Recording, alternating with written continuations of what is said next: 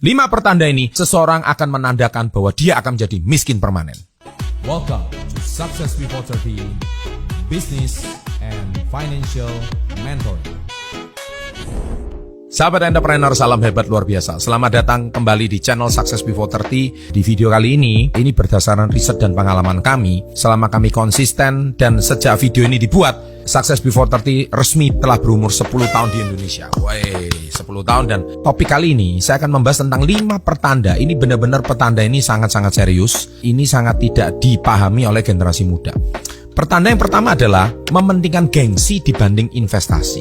Saya selalu bilang bahwa beli fungsi jangan beli gengsi. Tetapi anak-anak muda sekarang itu memang sangat tidak tahan, apalagi kena sosmed. Dia tuh selalu setiap hari merasa dirinya miskin. Ketika orang flexing atau pamer-pamer di sosmed itu merasa bahwa dia tuh bekerja seumur hidup, kayaknya ada yang salah dengan saya gitu. Karena seolah-olah lihat orang lain kok kerja sebentar kok jadi kaya raya. Nah, akhirnya dia memaksa dirinya untuk nggak mau kalah dengan orang lain.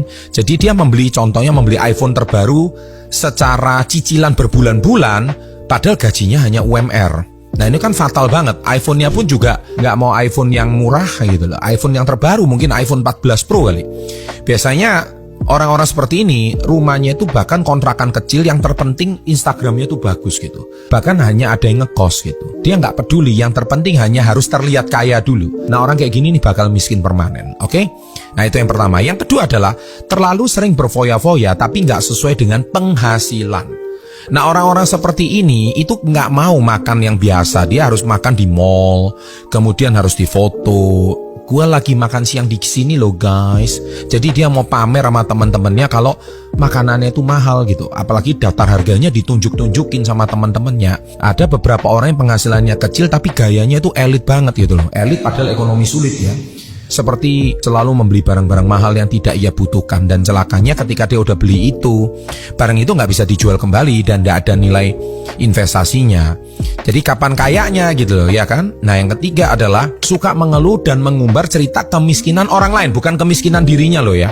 Dia suka mengumbar kemiskinan orang lain di sosmednya dia. Contohnya update story WA atau update story IG. Ya Allah, SPP anak nunggak, belum lagi bayar listrik. Jangan pernah mengeluh tentang kemiskinan, itu akan melekat dengan diri Anda gitu. Jadi lebih baik, bolehlah Anda berganti dengan kata, bersyukurlah hari ini saya masih bisa makan walaupun menu itu sederhana. Nah itu akan menghindari Anda dari image kemiskinan gitu. Dan suka nyindir orang lain di sosmed gitu. Ingat, what you think it will become. Apa yang Anda pikirkan itu akan terjadi. You are what you think. Itu sering saya bilang. Anda adalah apa yang Anda pikir. Ketika Anda hari ini sudah selalu memposting hal-hal yang negatif, cepat atau lambat itu akan kembali pada diri Anda. So hati-hati dengan memposting sesuatu. Karena memposting sesuatu itu adalah kondisi jiwa seseorang. Yang keempat adalah agak norak dalam berbahasa dan berperilaku. Norak banget. Biasanya terlalu sering berkata, mengumpat bahasa-bahasa kotor atau etika buruk, membuat image kemiskinan itu melekat. Kelihatannya sih pengen ngelawak, pengen ngelucu, tetapi garing ya menurut saya ya. Jelas semakin miskin ekonomi, miskin etika pula. Kalau Anda itu sudah miskin ekonomi ya minimal jangan miskin etika.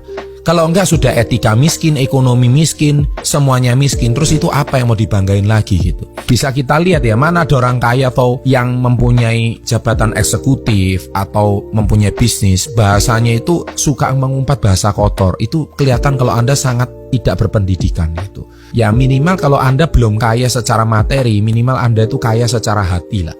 Atau kaya secara akhlak gitu. Sehingga Anda terkesan menghindari kata-kata urakan atau konotasinya tidak sekolah ya. Dan yang kelima adalah terlalu sering membaca kisah keluhan-keluhan orang lain tentang kemiskinan.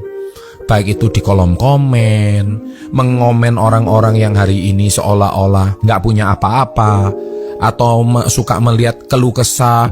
Kan gini ya, Indonesia ini suka banget melihat orang itu kalau dibully atau melihat orang itu menjual penderitaan, dan itu di komen kayak gitu loh.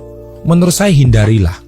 Makanya isi sinetron kita itu kan selalu mengumbar antara jurang antara si kaya dan si miskin. Ya memang cara berpikirnya seperti itu gitu. Jadi hindarilah. Lebih baik Anda membaca kisah inspiratif, nonton channel Success Before 30, contohnya baca buku ini. Ya saya sudah selalu bilang gimana Anda mengubah nasib kalau Anda nggak mengubah mindset. Saya sudah bahas ini di halaman 1-57. Nah itulah cara-cara berusaha untuk bagaimana mengatasi kemiskinan Anda dan mengubah nasib kalian. Oke, saya tahu membuat konten ini tidak membuat Anda serta-merta langsung menjadi kaya raya. Minimal Anda itu sadar. Tapi kalaupun video ini tetap dibuat dan Anda tidak sadar, malah Anda berkata, Si pemilik konten ini cuma ingin cari cuan dari AdSense. saya cuma bisa mendoakan semoga seumur hidup memang Anda nggak bakal bisa kaya raya. Saya cuma bisa mendoakan semoga Anda kembali ke jalan yang benar dan semoga hidup Anda benar-benar terjadi perubahan. Kalau nggak ada terjadi perubahan, Tuhan pun nggak bisa menolong Anda. Sukses untuk Anda, salam hebat luar biasa. Jelas semakin miskin ekonomi, miskin etika pula. Kalau Anda itu sudah miskin ekonomi, ya minimal jangan miskin etika. Kalau enggak sudah etika miskin, ekonomi miskin, semuanya miskin, terus itu apa yang mau dibanggain lagi gitu. Bisa kita lihat ya, mana ada orang kaya atau yang mempunyai jabatan eksekutif atau mempunyai bisnis, bahasanya itu suka mengumpat bahasa kotor. Itu kelihatan kalau Anda sangat tidak berpendidikan gitu.